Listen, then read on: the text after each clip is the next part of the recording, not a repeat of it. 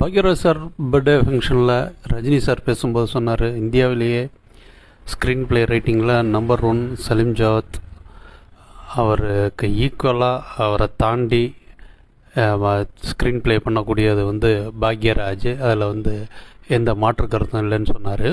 ஆனால் அவங்க எப்போதும் கமர்ஷியல் மைண்டை யோசிக்கிறது இல்லை, ஸ்க்ரீன் ப்ளே ரைட்டிங்லேயே திரைக்கதையிலேயே கவனம் செலுத்துறதுனால அவங்களால கமர்ஷியலாக ஏர்ன் பண்ண முடியலன்னு சொல்லியிருந்தார்.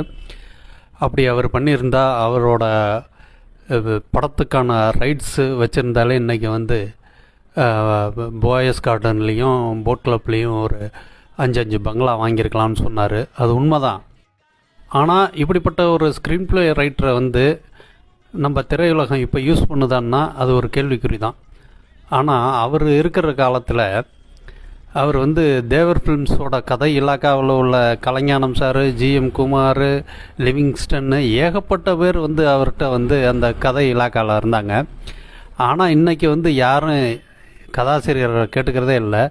ஆனால் இன்றைக்கும் கதையில் ஏதாவது ஒரு டவுட் வந்ததுன்னா பாக்யராஜ் சார்கிட்ட எல்லோரும் கேட்குறாங்க. அந்த அளவுக்கு திறமையான கதாசிரியர்.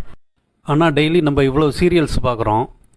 இவ்வளோ சீரியல்ஸில் எந்த டிவி சேனல்ஸ்லையாவது இந்த பாக்யராஜ் சாரை யூட்டிலைஸ் பண்ணி ஒரு சீரியல் எடுத்திருக்காங்கன்னா இல்லை. இன்றைக்கி எவ்வளோ தளங்கள் இருக்குது, டிவி இருக்குது, சீரியல் இருக்குது, ஓடிடி பிளாட்ஃபார்ம் இருக்குது.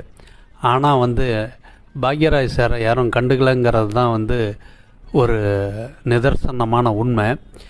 அவர்கிட்ட நான் சாதாரணமாக பேசும்போது எல்லாரும் ஒரு கண்டிஷன் வச்சு ஒரு ப்ரோக்ராம் கொடுக்கறத அவர் விரும்பலை. அவர் என்ன நினைக்கிறாரு, நான் ஒரு தனிப்பட்ட கொள்கையில் இருக்கேன் அப்படிங்கிற மாரி சொன்னார். சேனல்ஸு இன்றைக்கி பாக்யராஜ் சார் ரெடியாக இருக்கார், சீரியல்ஸோ படமோ, அதுக்கு ஆதரவு அளிக்கணும்னு வேண்டிக்கிறேன்.